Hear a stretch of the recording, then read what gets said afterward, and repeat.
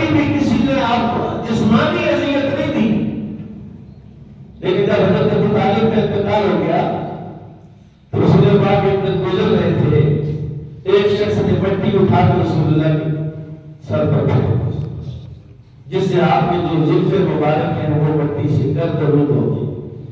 میں نے کہا گھر تشریف لائے تو حضور کی چاروں بیٹی کے گھر میں موجود تھی اور ان کی آنکھوں سے آنسو جاری ہو گئے۔ ایک بیٹی اٹھی، اس نے پانی سے حضور کے زلفیں اور آپ کا سر دھونا شروع کر دیا اور ساتھ رو رہی تھی۔ پھر آ کر فرمایا بچہ رونے کی ضرورت نہیں، تیرے باپ کو محافظ خود اللہ تعالیٰ ہے۔ سبحان اللہ۔ نبی کریم صلی اللہ علیہ وسلم نے دیکھا کہ مکے والے تو میری بات سننے کے لیے تیار نہیں ہے، چنانچہ رسول پاک صلی اللہ علیہ وسلم نے طائف کا سفر کیا اور طائف میں جا کر میرے آقا نے 10 دن گزارے یا 40 دن گزارے، طائف کے لوگوں کو تبلیغ فرمائی۔ اور ثقیف قبیلہ ثقیف کے 3 سردار تھے، حبیب بن عمرو، مسعود بن عمرو اور عبد یعلیم بن عمرو۔ یہ تینوں رئیس تھے، طائف کے بڑے بڑے سردار تھے، بڑے مالدار تھے۔ رسول پاک ان تینوں کے پاس گئے، ان تینوں نے رسول اللہ کی دعوت کو قبول کرنے سے انکار کیا اور نہ صرف انکار کیا بلکہ ایسے الفاظ استعمال کیے جس سے رسول اللہ کی دل شکنی ہوئی یا آپ کو تکلیف ہوئی، آپ پریشان ہوئے اور آپ نے ان سے ایک درخواست کی کہ چلو ٹھیک ہے تم نے میری دعوت قبول نہیں کی، لیکن یہ بات یہیں پر رہنے دیں، یہ بات آپ باہر نہ بتائیں، اور یہ بات اگر تم نے اس پر شور ڈالا اور باہر نکالی تو یہ بات مکے تک پہنچے گی اور وہ یہ کہیں گے کہ ہم نے بھی نہیں مانا اور طائف والوں نے بھی آپ کو رد کر دیا، مجھے اور زیادہ اذیت نہ دے۔ لیکن وہ عظیم بدبخت ہے جن کے پاس امام الانبیاء جیسی ہستی گئی اور ان کو تبلیغ کی اور اسلام کی اساسی جو عقائد تھے، نظریات تھے اور جو گزشتہ اسلام کو ان کو بیان کیا، ان کو بتایا کہ تمہاری دنیا بھی سمجھ جائے گی، تمہاری آخرت بھی سمجھ جائے گی، لیکن انہوں نے انکار بھی کیا اور انہوں نے شور بھی کیا اور طائف کے اوباش اور بیوقوف لوگوں کو رسول اللہ کے پیچھے لگا دیا۔ اور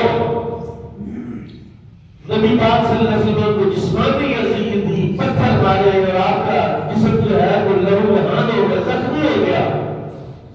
میرے آقا طائف سے نکلے تھے، باغیچے میں چلے گئے، جو ربیعہ کے 2 بیٹوں کا تھا، عتبہ اور شیبہ کا، باغ تھا، کھجوریں تھی، انگور تھے۔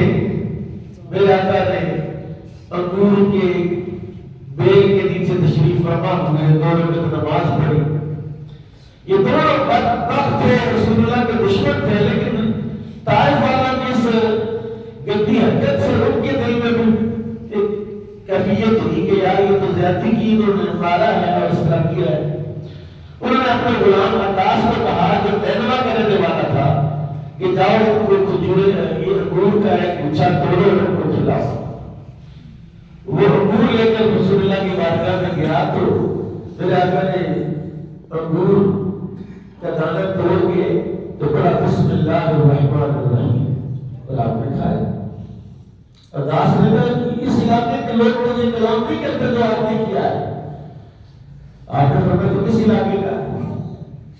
اس نے کہا میں نینوا کا ہوں۔ اس نے کہا اچھا میرے بھائی یونس بن بدی کا علاقہ ہے؟ اس نے کہا ان کو تو نینوا کے اندر چند لوگ جانتے تھے، آپ اتنے سینکڑوں کلومیٹر دور آپ ان کا ذکر کر رہے ہیں اور آپ ان کو کیسے جانتے ہیں؟ میرے آقا نے فرمایا وہ میرا بھائی تھا، نبی تھا، میں بھی نبی۔ جب یہ بات ہوئی تو عطاس اٹھا، اس نبی پاک کے سر کا بوسہ آپ کے ہاتھوں کو چومنے لگا، حضور کے پاؤں کا بوسہ۔ یہ عتبہ اور شیبہ جو ہے ربیعہ کے دونوں بیٹے مکے کے لوگ تھے، قریشی تھے، انہوں نے دور سے دیکھا کہ ابھی اداس پر بھی جاتے چل گیا. جب وہ واپس پلٹا نا تو انہوں نے کہا اداس تمہیں کیا ہو گیا؟ تو اس کے ہاتھ چوم رہا تھا، پاؤں چوم رہا تھا، اس کے ساتھ چوم رہا تھا. اداس نے کہا وہ ایسا شخص ہے کہ کائنات میں جیسا اور کوئی بندہ نہیں. میں اس دفعہ مسجد اداس میں جہاں اداس کا وہ باب تھا طائف کے اندر میں وہاں گیا اور وہاں چھوٹی سی مسجد بنی ہوئی ہے اور وہاں میں نے 2 رکعت نفل بھی پڑھے، نماز پڑھی. وہ اسی طرح وہ باب موجود ہے، اس کو 2-3 حصوں میں تقسیم کر دیا گیا جس کے حصے میں اور اپنے حصے کر لیے، لیکن وہ مسجد بھی موجود ہے. نبی کریم صلی اللہ علیہ وسلم کو اللہ تعالیٰ نے یہ میسج دیا، یہ پیغام دیا کہ محبوب طائف والے مکر گئے، انہوں نے انکار کر دیا، لیکن دیکھ اسی طائف کے باہر ایک باغ میں میں نے تجھے غلام عطا فرما دیا ہے. اداس نے کہا یا رسول اللہ مجھے کلمہ پڑھائے، کلمہ پڑھ کے مسلمان ہو گئے. جب یہ غزوہ بدر ہوا نا تو اداس نے اپنے مالکوں سے پوچھا تم کدھر جا رہے ہو؟ اس نے کہا اس سے لڑنے جا رہے ہیں. اس نے کہا شیبہ عتبہ میری بات کان کھول کے سن لو، وہ ایسی شخصیت ہے کہ پہاڑ میں جو اس کے سامنے آ جائے تو وہ پگھل جائے. بعض آٹھوں بندے بن جاؤ اس کے ساتھ پنگا نہ لو. تو نبی کریم صلی اللہ علیہ وسلم کا یہ جو کیفیت ہے کہ مکے والوں سے مایوس ہو کر طائف میں طائفہ نے انکار کیا، واپس پھر مکے آئے، حج کا موسم آ گیا تو آپ لوگ حج کرنے کے لیے آتے ہیں، بنا کے اندر لوگ تشریف لیں گے، جگہ جگہ خیمے لگے ہوتے ہیں، حضور ہر خیمے میں جاتے ان کو دین کی دعوت دیتے. اب کیفیت دیکھ کے رسول اللہ کی کیسی ہوئی صلی اللہ علیہ وسلم کہ اب پہلے سے زیادہ تبلیغ زور و شور سے حضور نے شروع کر دی. مکے والے نہیں مانے تو نہ مانے، طائف والے نہیں مانے تو نہ مانے، میں نے تو اپنا کام کرنا ہے نا. خیمے خیمے میں جا کر رسول اللہ نے جب تبلیغ کا سلسلہ شروع کیا تو حضور کا چچا ابو لہب وہ ہر خیمے میں جاتا اور کہتا اس بندے کی بات نہ سننا، یہ جھوٹا ہے.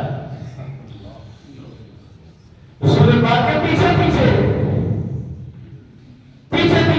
کہاں جاتے حضور کی وہ جاتے تھا اس کی بات ہوئی پہلے پہنچ جاتا یا حضور جہاں پہنچ کے بات کر کے نکلتے تو وہ ان کو کہتا یہ ویسا ہے ویسا ہے فلاں ہے فلاں ہے.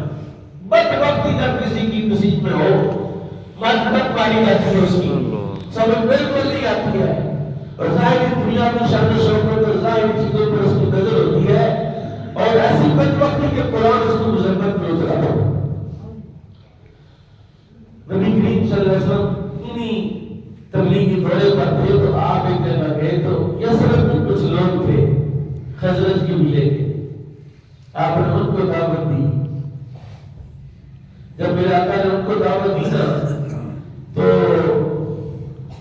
انہوں نے رسول پاک سے آپ نے پوچھا کہاں سے ان کا یسرب سے ہے، فرمایا تم اوالی یہود ہو یعنی یہودیوں کے گوٹی ہو؟ اس نے کہا جی ہمارے مدینے یسرب میں یہود رہتے ہیں. اچھا آپ نے ان کے بارے میں کچھ باتیں کی تو انہوں نے آگے سے جواب دیا کہ یہودی یہ بات کہتے ہیں لوگوں کو جب قریب وہ نبی آخر زمانے والا ہے ان کے ساتھ مل کے ہم نے جہاد کرنا ہے اور ہم نے لڑائی کرنی ہے، ہم نے تبلیغ کرنی ہے اور وہ جو نشانیاں بتاتے ہیں یہ ہم نے یہودیوں کے سے سنا ہے. آپ نے فرمایا میں وہی نبی. اچھا انہوں نے کہا حضور ہمارے اس شہر میں ہمارے علاقے میں 2 قبیلے ہیں، ہم حضرت کے لوگ ہیں اور ایک قبیلہ اوس ہے، ہماری آپس میں لڑائیاں بہت رہتی ہیں، 50 سال سے لڑ رہے ہیں مسلسل. نبی کریم صلی اللہ علیہ وسلم پر دین کی دعوت پیش کی. جب دین کی دعوت پیش کی نا تو انہوں نے کلمہ پڑھ لیا. عقبہ کے مقام پر بیعت عقبہ اولا کہتے ہیں اس کو. 11 یا 12 بندے تھے کلمہ پڑھ لیا اور پھر آقا امام الانبیاء صلی اللہ علیہ وسلم نے مصعب بن عمیر کو ان کے ساتھ بھیجا کہ جا کے ان کو قرآن پڑھاؤ. وہ مصعب بن عمیر جو مکے کا شہزادہ تھا، امیر زادہ تھا، رئیس زادہ تھا، وہ چلا گیا ان کے ساتھ. پھر وہاں سے 70 یا 72 افراد آئے دوسری مرتبہ، ان کی باتوں سے متاثر ہو گئے، وہ بھی کلمہ پڑھ کے مسلمان ہو کے چلے گئے اور دعوت دے کے حضور کو حضور اعظم یسرب آ جائیں، ہم آپ کے محافظ ہوں گے، آپ کے معاون مددگار ہوں گے.